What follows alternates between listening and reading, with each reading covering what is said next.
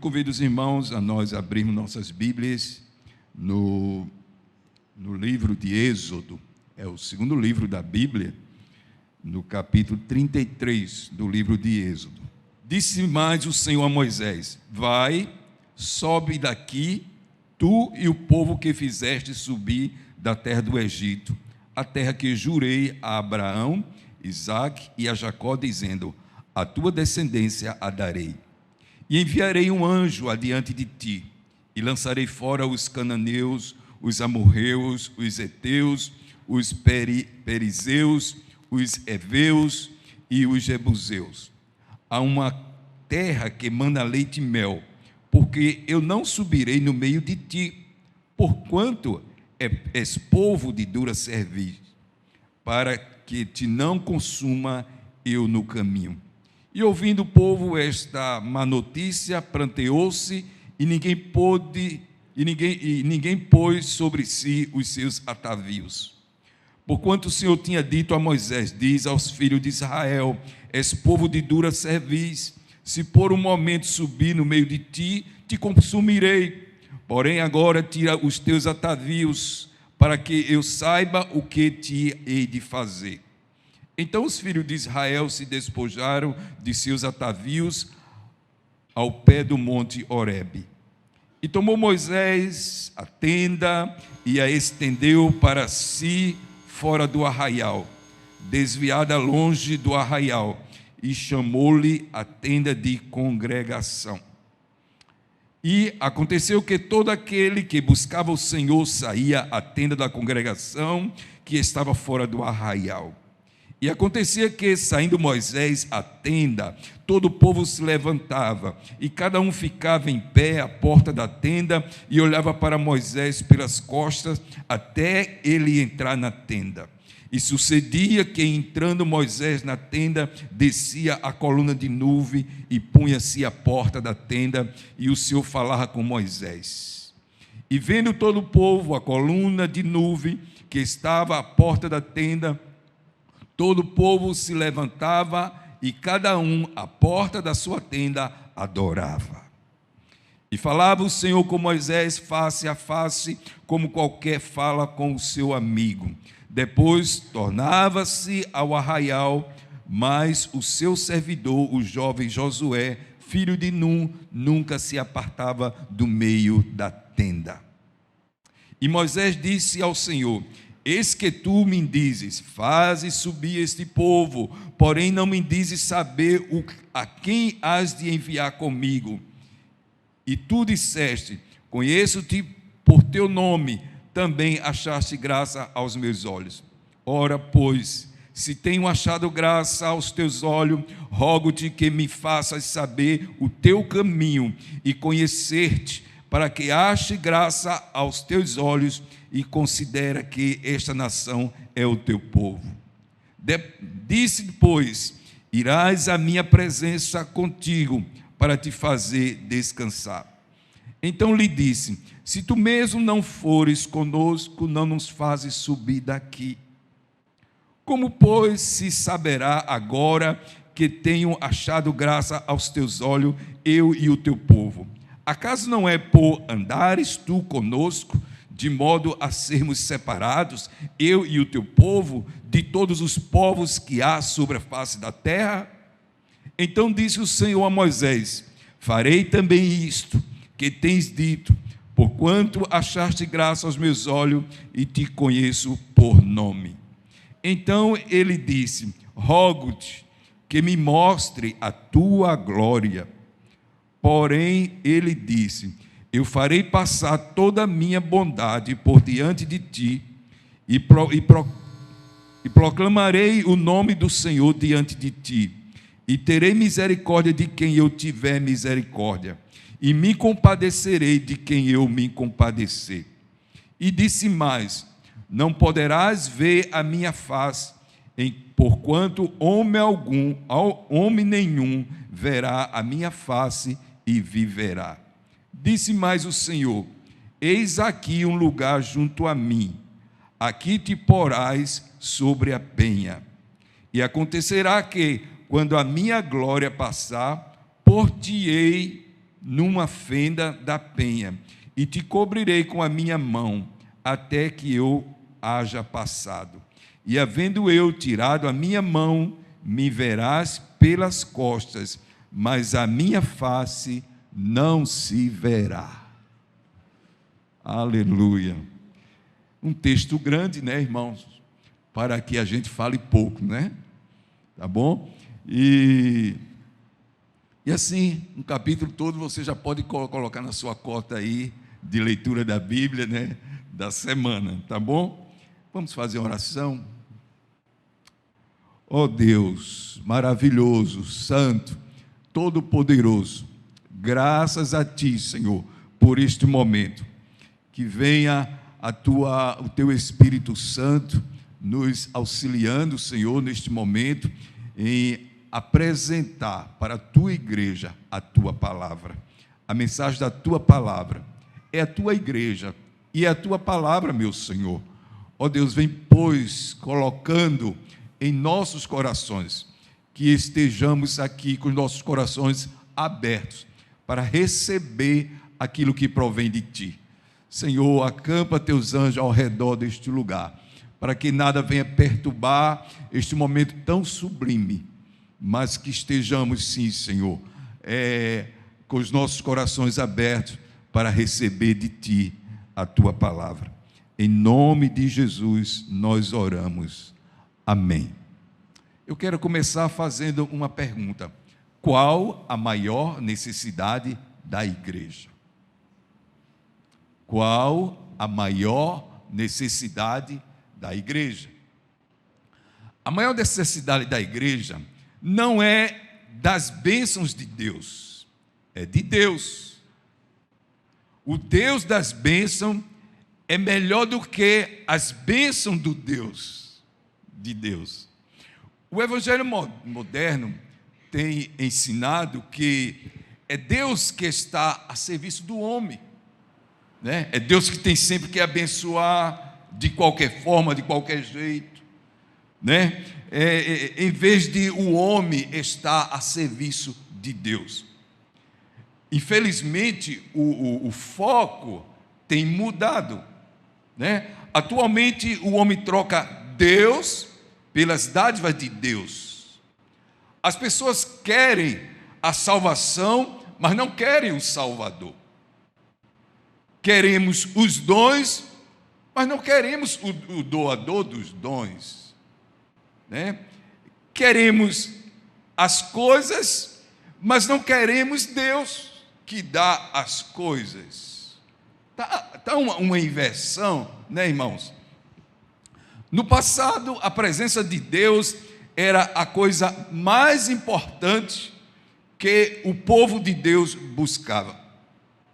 Deus apareceu a Moisés no deserto, numa sarça. A glória de Deus se manifestou e Moisés caiu de rosto em terra. A presença de Deus revelou-se poderosamente no Egito e quebrou com os poderes do Egito, inclusive com o orgulho de Faraó. O povo foi liberto pelo sangue do Cordeiro, simbolicamente passado, pintado ali nas portas das casas, e protegido pela presença de Deus na coluna de fogo e na coluna de nuvem. A nuvem simbolizava a presença de Deus, que dava norte, direção para o povo e que protegia o povo durante a noite. Nesse capítulo 33 de Êxodo, nós encontramos Moisés em um momento crucial. Após o pecado do povo com o bezerro de ouro, Deus anuncia que enviará seu anjo para guiar os israelitas, mas ele próprio não irá com o povo. Moisés, então, ele percebe a gravidade daquilo. Para ele, a presença de Deus era indispensável. Então Moisés clama a Deus E esse clamor de Moisés nos ensina, por meio da oração, que a maior necessidade do povo de Deus e também da igreja hoje é pela presença do próprio Senhor. Sem essa presença, os nossos esforços são vãos.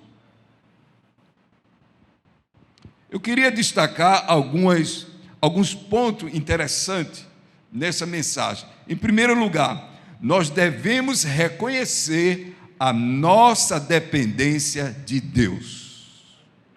Eu estarei lendo, irmãos, novamente, alguns textos. Vamos lá. O verso de 1 a 6, que diz assim: disse mais o Senhor a Moisés, acompanhe, vai, sobe daqui, tu e o povo que fizeste subir da terra do Egito, a terra que jurei a Abraão, a Isaque e a Jacó, dizendo, a tua descendência a darei, e enviarei um anjo diante de ti, e lançarei fora os cananeus, os povos da terra, a uma terra que emana leite e mel, porque eu não subirei no meio de ti. Deus está dizendo a Moisés, eu não subirei no meio de ti, porquanto és povo de dura cerviz, para que te não consuma eu no caminho. E ouvindo o povo esta má notícia, pranteou-se e ninguém pôs sobre si os atavios. Deus diz a Moisés que conduzirá o povo até a Canaã, até a terra de Canaã, mas com uma condição, que ele não estaria no meio deles. Deus enviaria um anjo adiante deles, daria vitória a eles. Aí eu pergunto, a presença do anjo é uma bênção, sim ou não, irmãos? Sim. Amém. Só lembrando o poder que um anjo tinha, né? Quando no reinado de Ezequias, durante o cerco de Jerusalém, né, um anjo só matou 185 mil soldados assírios, né? Então, mas a presença de um anjo não se compara à presença de Deus. Com todo o poder que um anjo possa ter, não se compara com a presença de Deus. No verso 4, que nós acabamos de ler, os filhos de Israel se arrependeram. Eles odiaram o que tinha feito, desprezaram-se a si mesmo por isso, pelos seus pecados. Compreenderam que eles haviam trazido tragédia sobre suas cabeças. Eles compreenderam a gravidade do seu pecado diante de Deus. Irmãos, o pecado traz vergonha e opróbrio sobre nós. O pecado ofende a santidade de Deus. O pecado, ele provoca a ira de Deus. Quando o povo redimido desobedece os mandamentos de Deus, se rebela e peca contra Deus, isso é uma calamidade.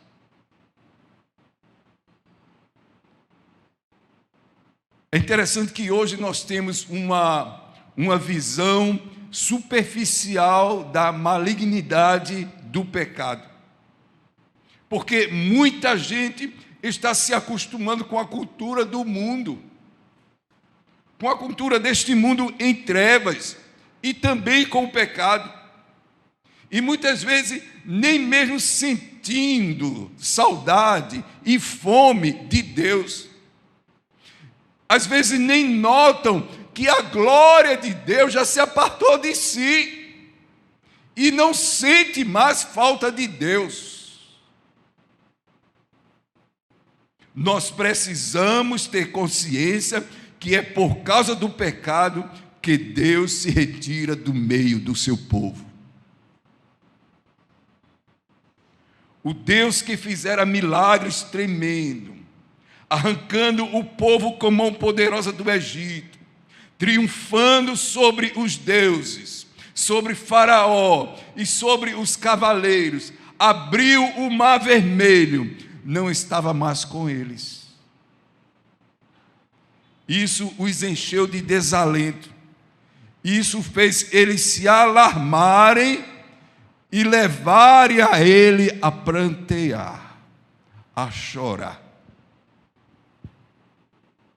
Não há nada mais sério do que estar sem a presença de Deus. As bênçãos de Deus, sem o Deus das bênçãos, não tem valor. As bênçãos de Deus, sem o Deus das bênçãos, não tem valor. Canaã, a terra que manda leite e mel, sem Deus, não tem valor. A posse da terra sem Deus não tem valor. A comunhão com Deus é a própria essência da vida eterna. No Evangelho de João, capítulo 17, verso 3, diz assim: e este é o meio de obter a vida eterna, conhecer o único Deus verdadeiro. Aleluia! E a Jesus Cristo, que é o Senhor, que Ele enviou à terra. Eu vou repetir. E este é o meio de obter a vida eterna, conhecer o único Deus verdadeiro. A igreja pode ter prosperidade, influência na sociedade, dinheiro, mas eu pergunto, e Deus está presente? Né? Sua glória está entre nós. Canaã não nos interessa sem Deus. Porque o que precisamos, mais do que água que mata a nossa sede, é a presença de Deus. Aleluia! Se queremos a presença de Deus em nossa igreja, precisamos ter coragem para romper com tudo aquilo que nos afasta de Deus. Versos 5 e 6, vamos ler. Portanto, o Senhor tinha dito a Moisés: diz aos filhos de Israel: és povo de dura cerviz. Se por um momento subir no meio de ti, te consumirei. Porém, agora tira os teus atavios, para que eu saiba o que te hei de fazer. Então os filhos de Israel se despojaram dos atavios ao pé do monte Horebe. Deus mandou que eles tirassem os enfeites e as joias, os brincos, os colares, né? Deus mandou que tirasse.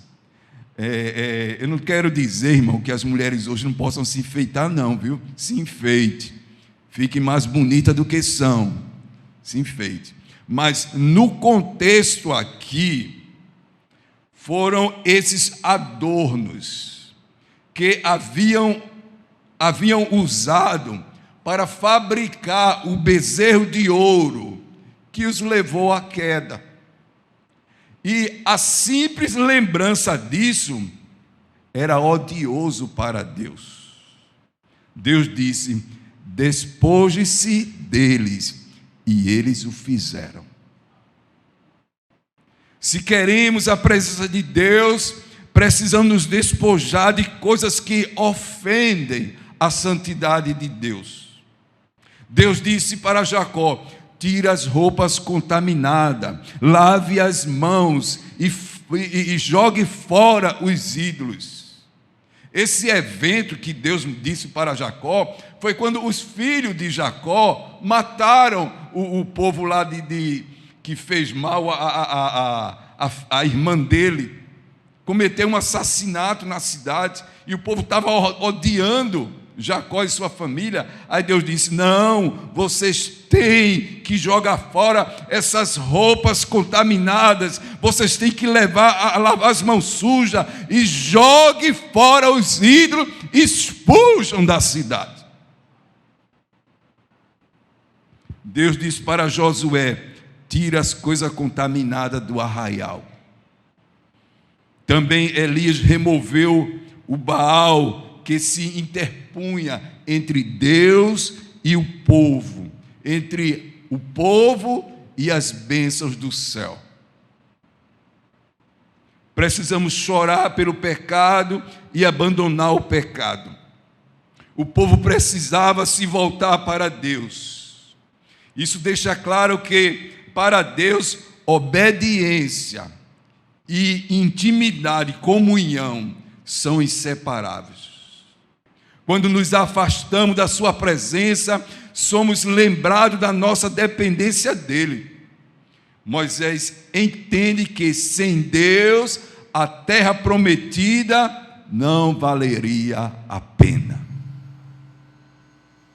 O som hoje está contra a gente, né? A igreja precisa reconhecer sua total dependência de Deus. Irmão, quando colocamos nossos próprios planos, métodos e forças à nossa frente, tornamos-nos apenas mais uma instituição.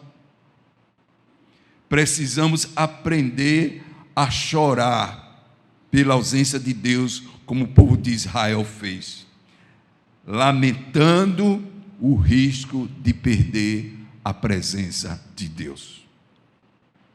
Segundo aspecto que eu quero falar é sobre a importância da intercessão e de buscar pela presença de Deus. A importância da intercessão. Vamos lá no verso 7, acompanha aí. E tomou Moisés a tenda e a estendeu para si fora do arraial, desviada longe do arraial, e chamou-lhe a tenda da congregação. E aconteceu que todo aquele que buscava o Senhor saía à tenda da congregação que estava fora do arraial. E acontecia que, saindo Moisés à tenda, todo o povo se levantava, e cada um ficava em pé à porta da sua tenda, e olhava para Moisés pelas costas, até que ele entrava na tenda. E sucedia que, entrando Moisés na tenda, descia a coluna de nuvem, e punha-se à porta da tenda, e o Senhor falava com Moisés. E vendo todo o povo a coluna de nuvem que estava à porta da tenda, todo o povo se levantava, e cada um à porta da sua tenda adorava. E falava o Senhor a Moisés face a face, como qualquer fala com seu amigo. Depois tornava-se ao arraial, mas o seu servidor, o jovem Josué, filho de Num, nunca se apartava do meio da tenda. É interessante que Moisés, ele monta uma tenda fora do acampamento. Por que fora do acampamento? Porque o acampamento estava contaminado. O povo tinha pecado diante do Senhor. E ele vai lá para buscar a Deus em oração. Esse gesto tem um significado. Ele não busca conforto no acampamento, mas ele se afasta, ele separa-se do acampamento para encontrar-se com o Senhor. A presença de Deus se manifesta na tenda. Até aquele momento, o tabernáculo não havia sido construído. Era uma tenda que Moisés pegou, levou uma certa distância do acampamento e montou essa tenda que ele chamou tenda da congregação, um local de buscar, de orar ao Senhor. E aí Moisés intercede na tenda pelo povo. Isso nos faz lembrar que a presença de Deus deve ser buscada ativamente e com seriedade. A gente vê no verso 7 que Moisés sente o fardo de retirar-se para orar. Deixa eu dizer uma coisa: a restauração da igreja começa quando os líderes sentem sobre si o fardo da oração. A restauração da igreja começa quando alguém rompe com o estado de inércia, de desânimo e começa a buscar a Deus em oração. Foi assim na história. Sempre que um homem, um grupo se consagrou à oração e começou a buscar a Deus fervorosamente, houve restauração. Sem a oração na igreja não tem poder. Sem oração não há, as pessoas não se derretem espiritualmente. Sem oração, o Shekinah da glória de Deus não desce sobre o seu povo. Precisamos ser uma igreja que caminha de joelho, figurativamente falando, que busca a Deus em oração. Amém, irmãos? Não basta apenas deixar o pecado, é preciso ansiar ardentemente pela presença de Deus. Moisés estava ansioso para que a presença de Deus retornasse. E aí ele estabeleceu um lugar de oração. Ele não pressionou o povo a buscar. Aquilo tinha que ser algo espontâneo de cada um. O verso 7 disse: todo aquele que buscava o Senhor saía à tenda da congregação, isto é, ia para o local de oração, de buscar ao Senhor. É importante notar que eles não se contentaram em orar nas suas próprias tendas. Ele tinha um lugar específico para se reunirem. A igreja primitiva também orava nos lares, mas orava no templo também. Nós precisamos, irmãos, nos reunir para orar. Nós temos um trabalho aqui na sexta de manhã, de 7h30. Mas são poucos que vêm. Às vezes tem um feriado, a gente convoca as pessoas, vem um número reduzido. Né? No verso 11 diz que Deus falou com Moisés face a face. Isso não quer dizer, irmãos, que literalmente Moisés viu a face de Deus. O que está querendo dizer aqui é que Moisés tinha intimidade com Deus. Ele falava com Deus e Deus falava com ele. Ele ouvia Deus falar. Isso quer dizer que na oração não apenas Moisés falava, mas Deus também falava com Moisés. A oração não é um monólogo, você só fala, mas você escuta Deus falar. Você está orando e Deus vai colocando no seu pensamento justamente a resposta da oração. Você percebe que aquilo vem de Deus. Às vezes você está orando, Deus traz à sua mente o nome de alguém que você não estava nem pensando, para você interceder por aquela pessoa.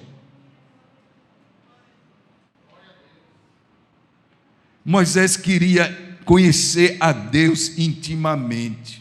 Ele disse: rogo-te que me faças saber neste momento o teu caminho, para que te conheça e ache graças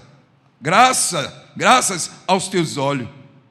Ele quer mais para a sua vida e mais para a vida do seu povo. Moisés, ele queria ir mais além, ele queria ver a glória de Deus. No verso 18 diz assim: então ele disse: rogo-te que me mostre a tua glória. O exemplo de Moisés nos desafia a buscar a Deus com intensidade e dedicação. Precisamos de uma igreja que interceda, que retire-se para um lugar de oração, que busque a face do Senhor, que não esteja satisfeita com nada menos do que a presença de Deus. Era tão interessante no nosso tempo de ala jovem, né? Ainda tem alguns aqui, um remanescente, né? Estou dizendo que eu estou velho, não. Você está me chamando de velho, os outros também estão, né? E aí a gente ia para um acampamento. Como era o nome do acampamento, Eliane? Varame. Não tinha estrutura, né? Só tinha um lugar que os homens tinham construído lá para as mulheres dormir, e os homens dormiam nos terraços assim, né? Um lugar afastado, não tinha muita condição de água. A gente fazia o culto, e tinha uma hora que a gente ia buscar Deus em oração, e Deus falava com a gente. O poder descia no meio da juventude, Deus tremendo. A gente voltava todos renovados, né? Enquanto o carnaval estava aqui, a gente estava na presença de Deus. E muitas vezes Deus falava conosco, que dava visão. Alguns irmãos viram uma coluna de fogo no meio de nós. Deus dava visão. Quando a gente busca Deus em oração, Ele se revela com a sua presença. Precisamos, irmãos, de voltar ao lugar da oração, porque o que mais necessitamos é da presença de Deus. Terceiro lugar, o clamor de Moisés. Ele diz assim: se a tua presença não for conosco, não nos faça subir daqui. Moisés entende que a única marca distinta do povo de Deus era a sua presença. Sem essa marca, ele seria como qualquer outro povo. O que distinguia Israel, os israelitas, de outro povo, era a presença de Deus no meio deles. O que nos torna único não são os rituais, mas a presença real e transformadora do Senhor no meio de nós. E aí, Deus promete, faz a primeira promessa ao povo: eu enviarei o anjo com vocês. É uma coisa maravilhosa ter um anjo de Deus acampado ao nosso redor. A palavra do Senhor diz que Ele é o ministro da parte de Deus a nosso favor. Mas Moisés não queria só isso, queria Deus, e não apenas o anjo de Deus. Não há substituto da presença de Deus no meio da igreja.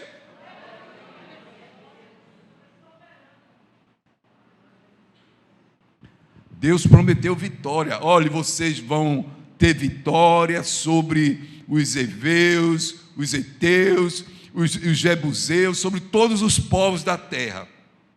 Deus promete que eles despojaria os povos da terra. Eles teriam vitória contra os inimigos, mas não comunhão com Deus. Moisés não queria apenas vitória. Moisés queria Deus. Ele não queria apenas bênção, ele queria o abençoador. Canaã sem Deus era uma terra estranha. A igreja moderna precisa descobrir essa verdade. Muitas vezes buscamos crescimento numérico, sucesso em programas e reconhecimento. É claro que isso é importante, mas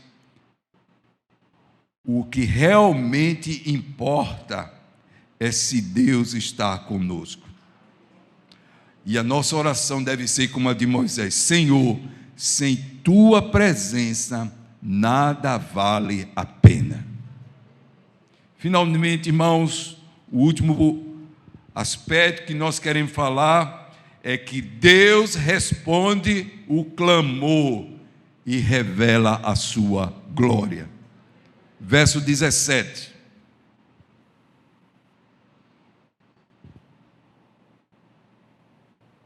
Sim. 17. Então disse o Senhor a Moisés: farei também isso que tens dito, porquanto achaste graça aos meus olhos e te conheço pelo nome. Então disse ele: rogo-te que me mostre a tua glória. Porém ele disse: eu farei passar toda a minha bondade por diante de ti, e proclamarei o nome do Senhor diante de ti, e terei misericórdia de quem eu tiver misericórdia, e me compadecerei de quem eu me compadecer. E disse mais: não poderás ver a minha face, porquanto homem nenhum verá a minha face e viverá. Quando Moisés se separou para buscar a Deus, o povo também foi buscar a Deus. E a nuvem da presença de Deus veio sobre a tenda da congregação. E aí, irmãos, quando a presença de Deus veio sobre a tenda, o povo começou a adorar a Deus nas suas tendas. Interessante que aqueles que não foram e ficaram na frente de suas tendas, eles começaram a adorar ao Senhor em ver a nuvem da presença de Deus sobre a tenda da congregação. E aí, a oração, ela muda as coisas.